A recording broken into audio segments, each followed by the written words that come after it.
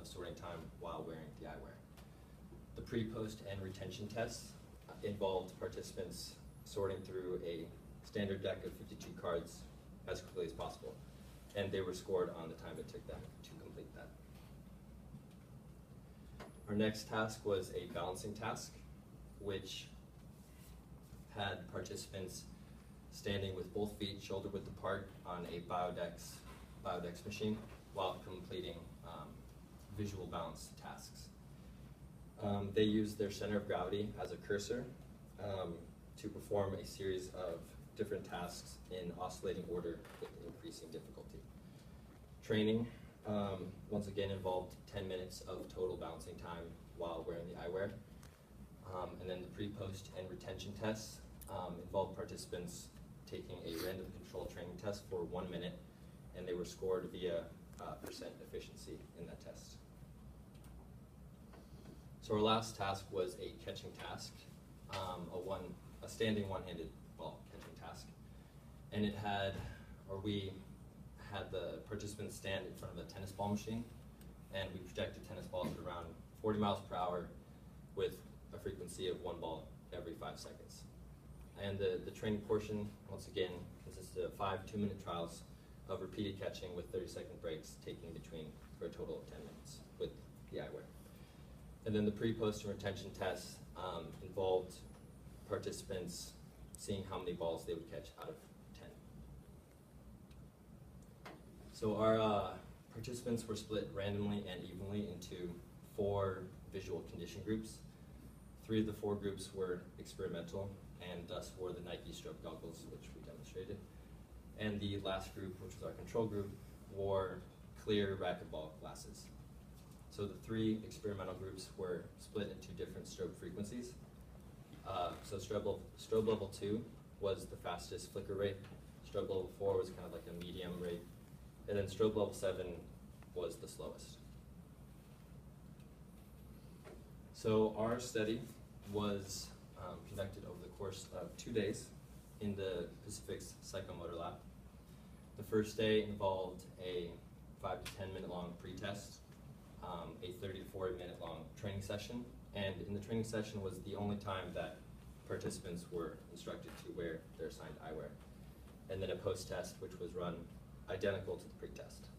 And then 48 hours later, we had participants come back to the lab and perform a retention test, which was run completely identical to the pre and post tests. For our data analysis, we ran a 4x3 repeated measures ANOVA on condition and time for each of the 3 tasks. This allowed us to analyze all groups by pre, post, and retention test while also looking at the different strobe levels. We also ran a 4x2x3 repeated measures ANOVA on athletic categorization with condition and time.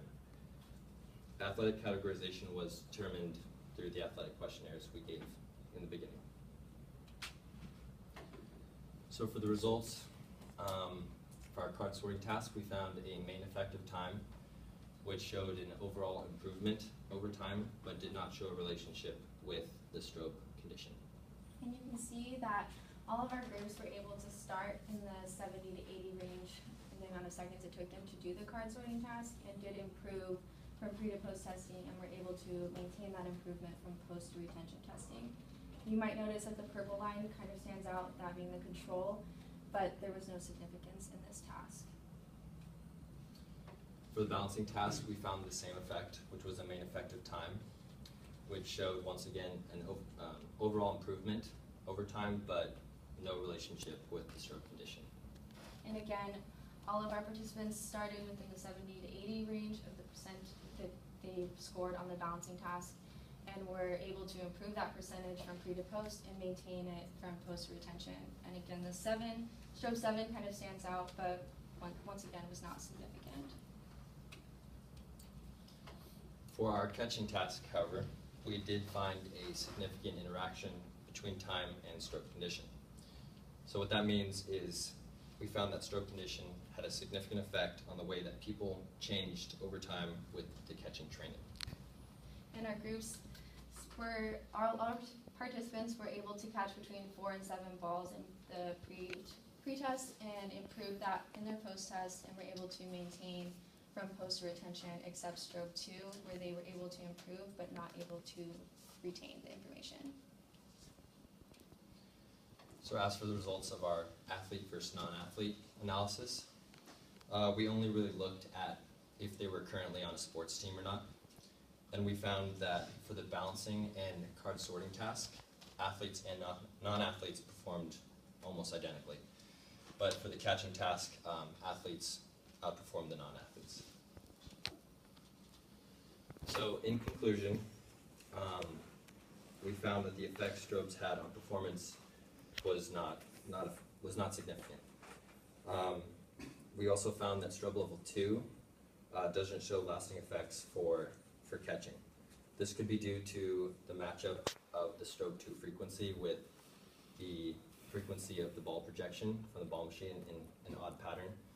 It could have also been due to potential outliers that scored low in the strobe 2 group, which would have brought the overall score down.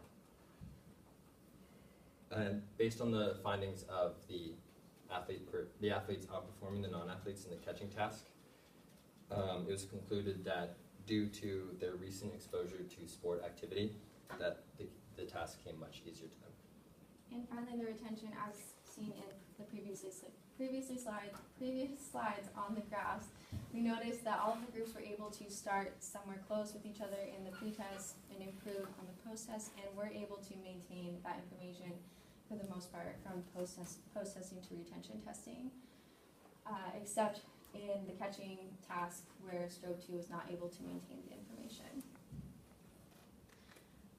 So our overall conclusion here with the strobes is that the benefits are not as effective as the product is being marketed to be. We actually found out early on in our study when we tried to call Nike and inquire about the strobes being considered a medical device, that there's not actually a strobe unit even still in existence with Nike. So they're no longer available through Nike. We're not saying that they're necessarily detrimental. They could be used in certain circumstances, such as if you want to emphasize focus levels in a practice setting or increase expert task difficulty. So if the participant is getting bored of the task or the task is becoming redundant and you really want to hone in on the skill and increase their efficiency, you could definitely use these for that sort of thing. So some future directions we would recommend going with this study would be to increase the difficulty of the given task. So maybe increase the ball speed that's coming out of the ball machine, or increase the distance from participant to ball machine. Also maybe alter or replace the bouncing and the card sorting task because we didn't see any significance there. Also, we would want to use extended amounts of training. Instead of doing one day for 30 minutes, maybe do 3 to 4 times a week where they're doing 20 minutes of training.